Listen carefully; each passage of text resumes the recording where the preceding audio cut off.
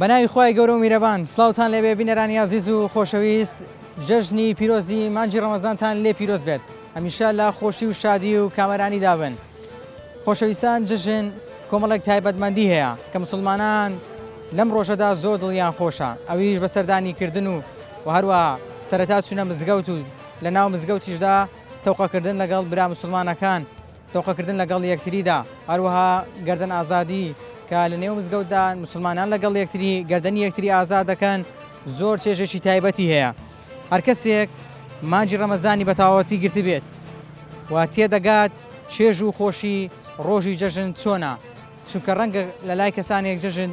تایبەتمەندیەکی وای نەبێ بەڵام لە لای مسلمانان لە لای ئیمانداران تایبەتمەندیێکی زۆر باش و چاچی هەیە و زۆر چێژی لێ دەبینن و هەروەها کاتێک کە لە مزگەوت دەگەڕینەوە پێغەمبەری خوا درود و سەلامی خوای لەسەر بێ فێرمان دەکات ڕێگاکەمان بگۆڕین بۆ ئەوەی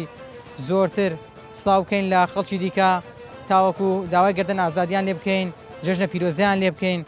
و هەروەها کە دەگەڕێنەوە ماڵەوە بە ڕوویەکی خۆش بە شادی و بە کامەرانی پیرۆزبایی لاندامانی خێزانەکەمان بکەین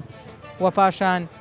پیرۆزبایی لە دراوسەکانمان بکەین و دواتر لە خزمان و لە دۆستانمان ئیتر لە جیاتیەوەی کە جەژن دێت ئێمە تا نیوەڕۆ یان تا پێش نیوەڕۆ بخەوین پێویستە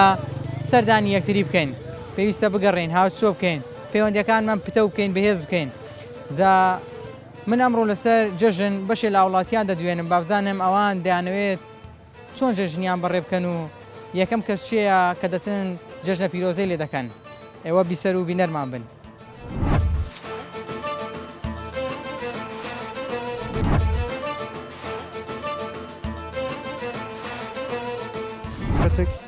سەردانی دۆست و ئازیزان و خۆشەویستانمان دەکەین هەموو لایەک حەز دەکەین لەگەڵ خۆشەویستان و ئازیزان ئەوانەی لەگەڵیش بینمان نەبیتن سەردانیان بکەین بە تاکید. هاتوچۆ زۆر باشترە یعنی خۆ ئینسانە دیسی لێ ڕوعم چۆن جێبەجێکە بە تەلەفۆنێک دەکەی ئەوە هەر ڕوعمی تێدانی چۆنی باشیتەوە یان کابرا لە کۆمنتی قسمەشی پۆز دەکاتن کۆمنتەش دەنووسی تەمەند درێژبی جێژنەت پیرۆزبی ئەوە نە بەس چوونەکردن یەکدی زۆر باشترە. ئینشەڵا ڕەمەزانەکە ڕەمەزانێکی خۆشە بە خۆشی ڕۆیە ئینشەڵا ئەوەی گرتی بردی ئەوەی نێشی گرت مارکاولە ڕەنج بە خەسارە. بدایەتی چوونە مزگەفتەکەی سبەینەکەی نوێژ سبەینەکەی دەرەجێ خۆشە دۆقەکردنەکەی لەگەر خزم و برادر و ئەوانی چادۆرە مزگەفتی زۆر خۆش ئەوانی ناو مزگەفتی بە دەرەجێک خۆشە ئەوێندەر جێژنەکە جێژن یان نوێژ سبەینە بە تاکید.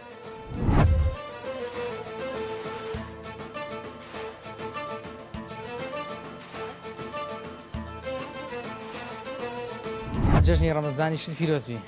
جەژنی ڕەمەزان لە خۆم و تەواوی مسلمانانی جیهان و کوردستان بە تایبەتی پیرۆز دەکەم بە بۆنەی جێژنی ڕەمەزان ئینشاڵڵا پیرۆزبی لە هەموو گەلی کورد لە مسلمانانی جیهانی خوای گەورە نێژ و تاعات و عیبادەتی هەموو لایەتیشی قبول کردین ئینشاڵڵا. چەندە دڵخۆشی بە هاتنی جەژنی پیرۆزی ڕەمەزان.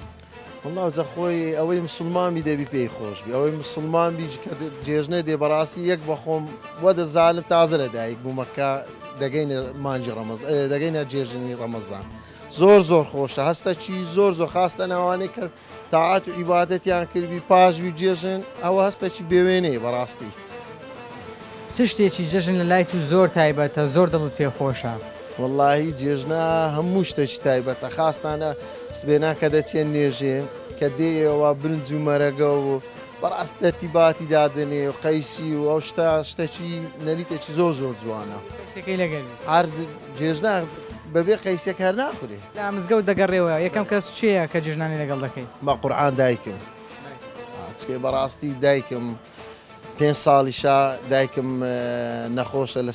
سەرجێگەتووە وای گەورە شفای دە یا ڕەبی ئینشاءڵڵا یەکەم کەس دایکم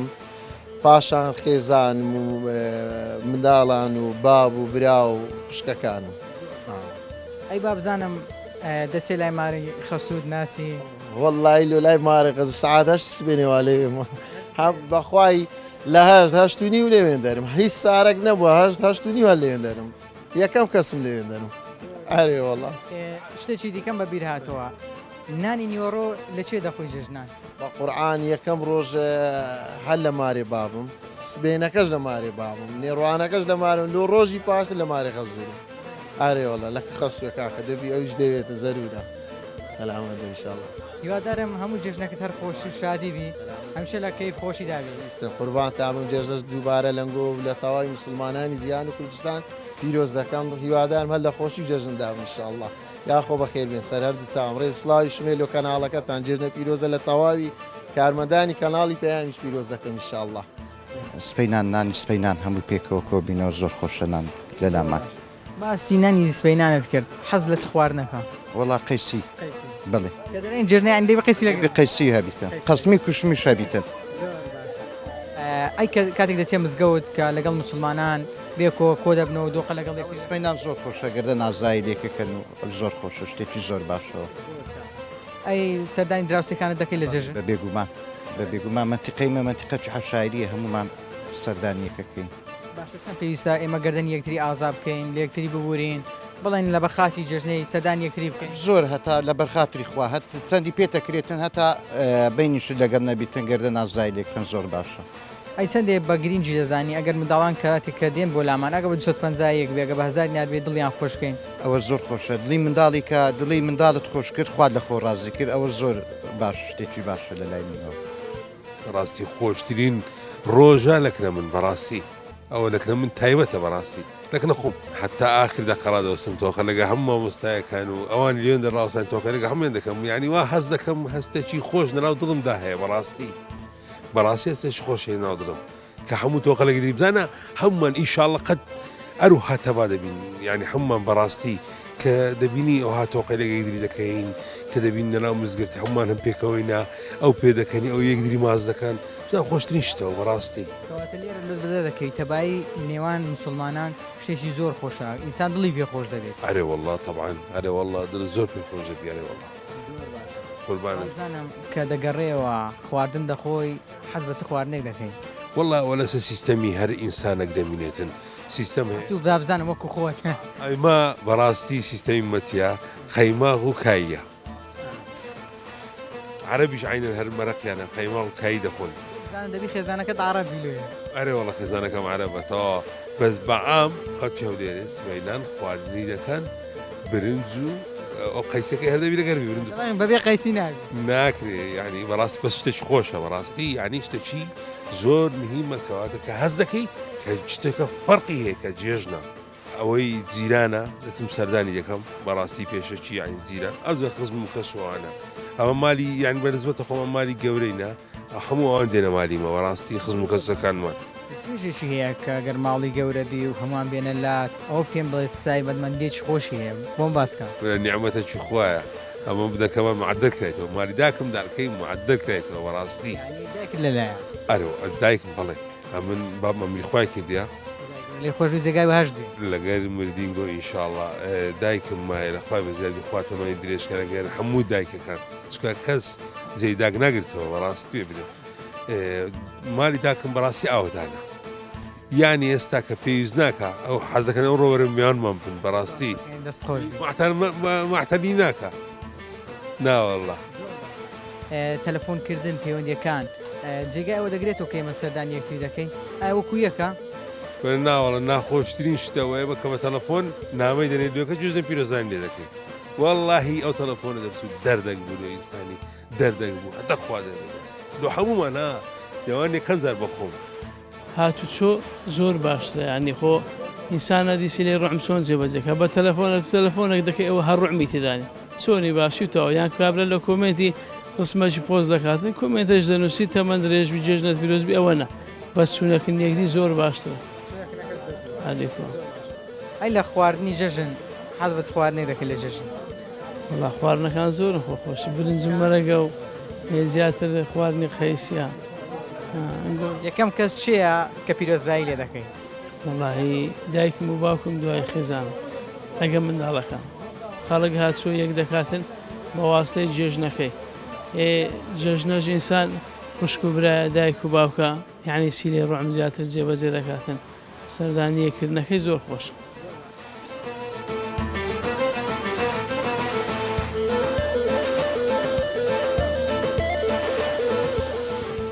زۆر سوپاسان دەکەین کە دێنە ناو ملەت دێنە ناو بازار دێنە هەر جەیەکی بزانم ملەت کودەژی چیە چنیە لە خۆشی و لە ناخۆشی ملت نێزیک بن ئینشاءڵڵە ملت ناخۆشی نابینێ هەر لە خۆشی دەبین کچکە و گەورەمان ئەوەندە ناخۆشیمان دیتە ئینشاءڵڵە ئاخری خۆش دەبی ئینشاءڵڵە پاشی ئەو بودجە و مودجە و ئەوانە ئینشاءڵڵە حرەکەک و خۆشاتی و فەرەحیەک لەناو ئەو ملەتەی دەبی ئەو ملەتە هەژارە و فەخیرە. بابزانم چ شتێکی جەژن بەلای تو زۆر خۆشە. کاکە گیان ئەمری ما هەموو شتێکمان دیتێ هەموو زۆرفەکمان دیتێ زۆر جەژنمان دیتە جەژن ئیوەی نییە مەسەن ئی خواردنی بی جەژن ئیوەی نییە ئی جلچی بی بە خوددا یەکەک دلی مرتاحبی ئەو دنیای دەینی کوڕی من تەماشا دەکەیت ئەو کابرا دەستە نوێژی سوبینێ بەرەکەتەکی هەیە نوێژی جمعی بەرەکەتەکی خاصەیە نوێژی جێژنەی جەژن دەبین تەماشا دەکا ئەو دۆست و ئەحبابانە ئەوی لە مێژەنەی دیتە ئەوی لەگەری عادزە حەز دەکەین پێک بێتن لەکنە من نوێژی جەژن ئی سوبینێ لۆ سیلەی ڕەحم و لۆ دین و لۆ ئیمان لە یەکەم دەرەجەیە لە جەژن دووەمینی جەژن ئی منداڵانە یان جەژن لۆمە لە عمریمە جەژن نییە هەر کەسێک دلی سابی نیەتی سابی تا ئاتو عیبادەتی خۆی کردیبی ئێستا ئیجازەکەی جەزایەکەی وەردەگری ئی ڕۆژی کە ئەو ڕەمەزانە بە ڕۆژی بووە و فیلان بووە ئەو لاولا بووە ئینشاءڵڵە بەس ڕۆژی لۆمە بەس نوێژ و تاعەت و سەردانی کەس و کار و سیلە ڕەحمە ئەمە پاش 65 ساڵی تەبیعاتی خۆم ناگۆڕم بە خودای لە حیاتی خۆم نەمزانێ موشکلێت چیە عاجز بوون چییە فیلان چییە ئەوی غەدری میلێ کرد بێ ئەوی شخصیەتی ینی نالێم لەکنە من دلی من هیچ حەقد و کەراهەت جێژنەش نەبی ئەمن سەلامی لێ دەکەم بەس جێژنان خۆشە مناسبەتی بەدینە مناسبەتی عەزیزە هەز دەکەم ئەوی عاجزبی لەگەر یەکدری پێک بێت و عاجز بوون چییە یان مەسەن شتێکی بەسیت ئەگەر شتێک بووە بانی داعی نییە لە 3 ڕۆژ زیاتر دین و ئیمان و پێغەمبەر هەموو وەدەلێ 3 ڕۆژ 4م ڕۆژ دەبی ئومەتی محەممەد پێک بێ ئەلێرە جەژنە پیرۆزەی ئاراستەی داچی منداران بکەیت زۆر یاڕەبی هەموو ڕۆژی نیە جەژن بی هەر ڕۆژی لەگەر داچی زەینەب و زەینەب چاویان ماز دەکەم جەژنیان پیرۆزبی جەژن هاتنەکی گەرم و گوڕیان لێ دەکەم کو لەگەر عالەمێ دەکەم لەوان زیاتریش دائیمەن حەز دەکەم هەر سێکمان لە خۆشی و لە فەرەح بین لە شادی بین هەر ڕۆژمان جەژن و خۆشی و مەحەبەت بی لەگەر ڕۆژی ئومەتی محەممەد و ئومەتی ئیسلام لە هەر جەیەکی بی واللهی خۆی ئێمە لە ئیسلامە مەسەرەن دوو جەژنمانێ جەژنی قوربان و جەژنی ڕەمەزان خۆی خۆشەکەی لە بەیانیەکەیتی کە زوو لە خەو هەڵەستی مەسەرەن دەچە نوێژی سونەتی جەژن دوایی کە دێوە مەسەرەن خواردنی نیوەڕۆیان بە بەیانیان دەخۆی ئەگەر ڕەمەزان بی دوای یەک مانگ خواردنێک بە بەیانیان دەخۆی ئەگەر جەژنی قوربان بیتن ئەوە لەبەرەوەی کە حاجەکان لە مەسەرەن لە ماڵی خوان خۆشەکە جەژنی ڕەمەزان کە ئێستا لە نێو جەژنی ڕەمەزانین دەمێ بزانم ئەو جەژنە تایبەتمەندیەکی بەلای تۆ هەیە ینی چەندێ دڵت پێخۆشە واللهی بەڕاستی جەژنەکان خۆشی تایبەتی خۆیان هەیە بەڵام ئەوەی کە خۆشی ئەو ساڵەکە مەسەرەن لە کەش و هەوایەکی فێنکە کەش و هەوایەکە فێنکە مەسەرەن ئەگەر تەماشە 4-5 ساڵ پێشتا بکەین ینی زۆر گەرم بوو جەژنە بەڵام ئێستا ئەو ساڵەکە کەوتۆتە مانجی 4 کەشەکەشی خۆشە و کەش و هەواکەی خۆشە و سەردانی کردنی خزمان و دۆستان و جیرانان و یان مەسەرەن دەتوێت کەسێک لەگە کەسێک ئاش بکەیتەوە ئەوە لەو ڕۆژەدا خێری تایبەتی خۆی هەیە و کەسێ بینی لەگەری نەبی تێ ئەو جژنەی بچێ لای ئەتو داواگەدە ئازادی لێ بکەین واللهی ئەگەر مەسەلە بین بیتن لەوانەیە کەسێک بینم لەگەری نەبیتن لەسەر ئەوە لەوانەیە ئەمن حەق بمیان لەوانەیە ئەو حەقبی بەس ئەوەندە ژناینی دنیا مەبەستمەوەیە کە خۆت باسی دەکەی ئەوە جژنە بڵێ لەبەر خاتری خوای لەبەر جژنەکەی دەستمەوە لای ئەو زەوە خێرەی گەورەی ئینشاءڵڵە هەروەش دەبیتن ئینشاءڵڵە هەروە دەبیت پێغەمبەری صلی الله علیه و سلم وەخت کاتی خۆی لە جەژندا خورمای بەسەر منداڵاندا بەش دەکرد لە جەژنی ڕەمەزاندا یعنی ئەوە ئێستا نەریتە کە مەسەرەن شیرینی بدەیتە منداڵان نوقڵ و پارە و دیاری بچووک و هەر شتێکە عورفەکەش نوێ دەبیتەوە و سونەتەکیش جێبەجێ دەکرێتن ئای چەندێک گرنگە لە جیاتەوەی بە تەلەفۆن جژنە پیرۆزە لە یەکتری بکەین بچینە لای یەکتری ئەوە هەر لە هەمووی گرنگتر ئەوەیە سیلێ ڕەحم کە لە ئیسلام زۆر تاکیدی لێکرایتەوە دەبی سیلێ ڕەحم جێبەجێ بکەین سەردانی ئەو خزمانی کە مەسەرەن ساڵانێکە ئەتو سەردانت نەکردوونە لەبەر دەرفەت نەبوون و لەبەر ئیش و ئەوانە دەبی خزمان پور و خاڵ و مام و ئەوانە بەسەر بکرێتەوە ضرورە سیلی ڕەحم.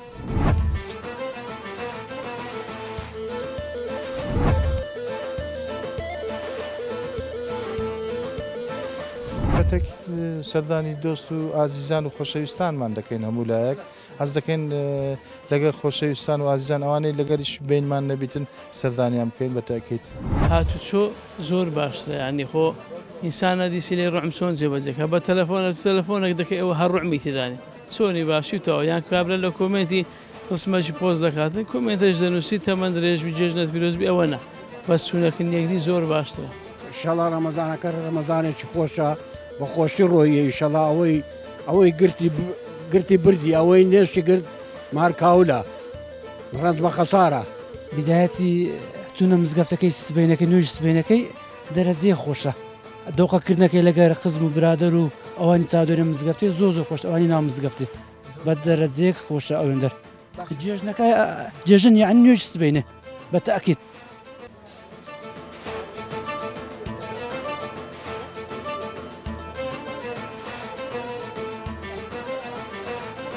ئەوەی خۆشە ئینسان لەگەڵ کەچووکاری دۆست و برادەرەکانی دادەنیشی و کۆ دەبیتەوە سەردانی یەکتر دەکەن مناسبەیەکی زۆر خۆشە. ئەو کۆبوونەوانە چێژی تایبەتی خۆی هەیە بە تەکی دەوانە دووبارە نەو ساڵانە دوو جارە شتانە دووبارە دەبیتەوە دوو جارە جێژنی ڕەمەزان و جێژنی قوربانە بەتەکی سەردانی دۆست و ئازیزان و خۆشەویستانمان دەکەین هەموو لایەک حەز دەکەین لەگەڵ خۆشەویستان و ئازیزان ئەوانەی لەگەریش بینمان نەبیتن سەردانیان بکەین بە تەکیت. لێبوردەی شتێکی زۆر جوانە بەس هەموو دەمێ لێبوردەبی بەڕاستی زەحمەتە پاداشی زۆرە پاداشتی گەورە پاداشتێکی گەلێک گەورەی هەیە ڕاست دەکەیت. هەر بە لەسەر جژن بزانم حەز لە چ خواردنێک دەکەی بە تایبەتی لە بەیانیەکەی لەناو کوردوار دابوونەری تێکی زۆر جوانەیە کە لە بەیانیان نان دەخورێت بزانم حەز بە چ خواردنێک دەکەی لە جژن. خواردن تایبەتی خۆی هەیە لە هەر لە ماڵی من لە هەموو ماڵەکان عادەتەن هەر برنج و قەیسی و گۆشت و ئەنواع گۆشتەکان دەبێ قەیسی لەگەری برنج و قەیسی وە ناوە هەیە ئەزی لە فاسولی لە بامیە هەری شێواز بەزەوە شێوازی جێژنە ینی هەندێبی فەرقی هەبیتن لەگە ڕۆژەکانی تر. ڕۆژانی جێژن ڕۆژێکی زۆر مبارکە و لە هەموو مسلمانانی عێراق هەمووی کافە ینی عێراق و ئەوروپا و هەمووی پیرۆز بێ پیرۆزبایان یەکەم پیرۆزبایی لە ئێوەش دەکەم لە خۆتان و کامیلەکەتان بە تایبەتی خوا موفقتان کە ئینشەڵا ڕەمەزانەکە ڕەمەزانێکی خۆشە بە خۆشی ڕۆیە ئینشەڵا ئەوەی گرتی بردی ئەوەی نێشی گرت مارکاولە ڕەنج بە خەسارە لای خوا بزر نابێ مسقالە زەر نییە لای خوا بزر نابێ کەم و زۆر خۆی دەزانێ ئەزری ئەو ڕۆژیانە زۆرە خۆی دەیداتەوە کە ئێمە نازانین بەس خۆی دەزانێت پێش عالم فەقیر بوو جۆراگرا لە مزگەوت دەسوو سینێکی خواردنی دەبن سبەینان کە سبەینان دەڕۆی نانیان دەخوارد جێژنەیە تەبان هەر کەس سینێکی لە مار خۆی دەبرتە مزگەوت نانیان خوارد کە نان خواردن تەواو نابوو کە دەڕۆی دەیانگوودیا لە هەر کەس بۆ ئیش جێژنە تەواو بوو یەک ڕۆژە جێژنە تەواو بوو دەشت ئەوها بوو پێشە بەرێ هەر کەس بۆ ئیش خۆی هەر کەس دەڕۆی بۆ ئیش خۆی ئیستاش لەبەرەوەی ئیستا شارە و لەبەر عالم نییە لەبەرەوەی سێ چوار ڕۆژ ئاتەلەیە بۆ عالم ینی بۆ ئەوە جێژنەکە ئەوایان کردیانی بۆتەوە دو سێ ڕۆژە جێژدا قوربانی چوار ڕۆژدا بابزانم حەزت لە چ خواردنەکە ئێستا لە ڕۆژانی جێژن. وەڵاهی من خواردنی کوردەواری قەدیم کفتە شفتە کاردی کنگەر تۆرگا من کەیفم لەو چ خواردنانەیە تێگەیشتی برنج نییە یەک ساریش نێ خۆم بەکارمانەیە ساوەر ئەو تشان لە قەیسی نییە جێژنان با قەیسیش قەیسی حەزم لێ قەیسیش باشە ئەگە ترش بێ بەس شەکری تێکە نایخۆت ئەرە وەڵڵا لە خۆشی دا من برام خوا مفەقتان کە خوا ئاگادارتان کە چاوەکەمی. سلام علیکم. وعلیکم السلام ورحمة الله وبركاته. جژنی مانجی پیرۆزی ڕەمەزانت لێ پیرۆز بێ. بەژن لە خۆت و لە کارمەندە بەڕێزەکانی کەناڵەکەتان و لە هەموو مسلمانانی کوردستان پیرۆز سپاس. بابزانم جژن چ تایبەتمەندیەکی لای بەڕێزت هەیە؟ واللهی بە تایبەتی جێژنی ڕەمەزان تایبەتمەندێکی زۆری هەیە لە لای من و لە لای هەموو مسلمانان بە تایبەتی چونکە دوای هەوڵ و ماندووبوونەکی دوور و درێژی یەکمان کە بریتە لە مانجی پیرۆزی ڕەمەزان و بە ڕۆژوبوون تێیدا و ئەو هەموو عیبادەت و شەو نوێژ و قورئان خوێندنانەی بە ڕۆژ و بە شەو ئیدی ڕۆژ کۆتایی پێدێتن بە یەکێک لە شاعیرەکان کە وەکو خوای گەورە دەفەرمێ وەمە یعظم شعائر الله فإنها من تقوى القلوب ڕاستی زیندووکردنەوەی ئەو بابەتەی زیندووکردنەوەی جێژن کە یەکێک لە جێژنەکان کە وەکو مسلمان تەنها جەژنی ڕەمەزان و قوربانمان هەیە لە تقوى القلوب فإنها من تقوى القلوب بەڕاستی لە پارێزگاریکردنە لە دڵی گرنگیدان بە جێژنەکانی کە گرنگیدان بە بۆنە و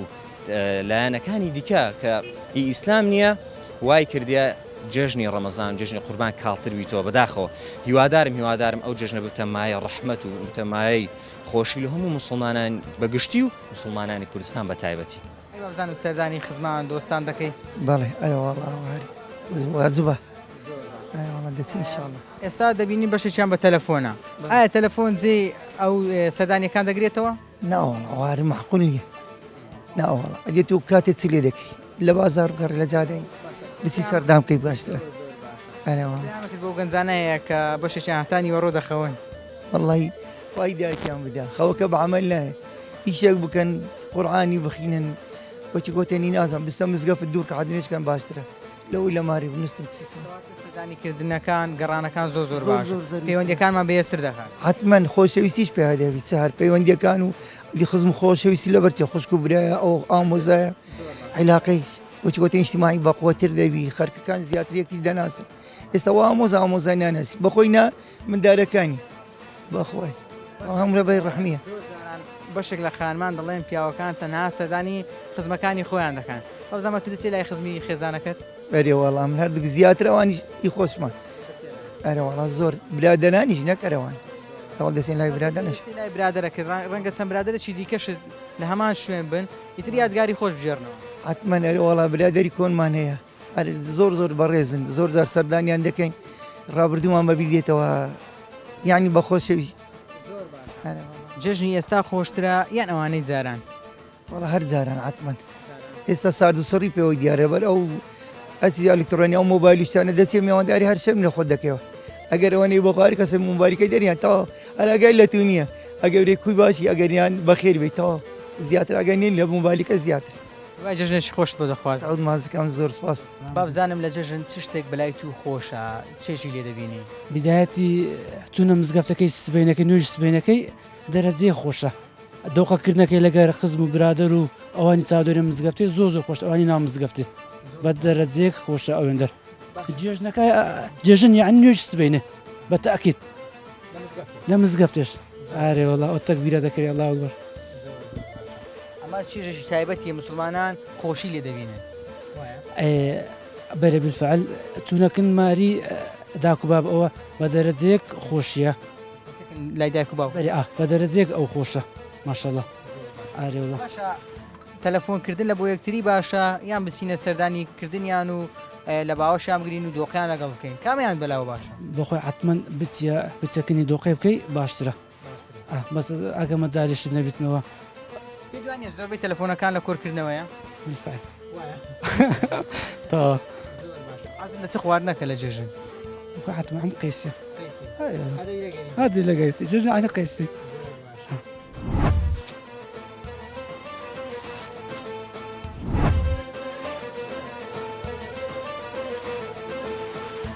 بەتێک سەردانی دۆست و ئازیزان و خۆشەویستانمان دەکەین هەموو لایەک حەز دەکەین لەگەڵ خۆشەویستان و ئازیزان ئەوانەی لەگەڵیش بینمان نەبیتن سەردانیان بکەین بە تاکید. هاتوچۆ زۆر باشترە ینی خۆ ئینسانە دیسی لێ ڕوعم چۆن جێبەجێکە بە تەلەفۆنێک دەکەی ئەوە هەر ڕوعمی تێدانی چۆنی باشیتەوە یان کابرا لە کۆمنتی قسمەشی پۆز دەکاتن کۆمنتەش دەنووسی تەمەند درێژبی جێژنەت پیرۆزبی ئەوە نە بەس چوونەکن یەکدی زۆر باشترە. ئینشەڵا ڕەمەزانەکە ڕەمەزانێکی خۆشە بە خۆشی ڕۆیە ئینشەڵا ئەوەی گرتی بردی ئەوەی نێشی گرت مارکاولە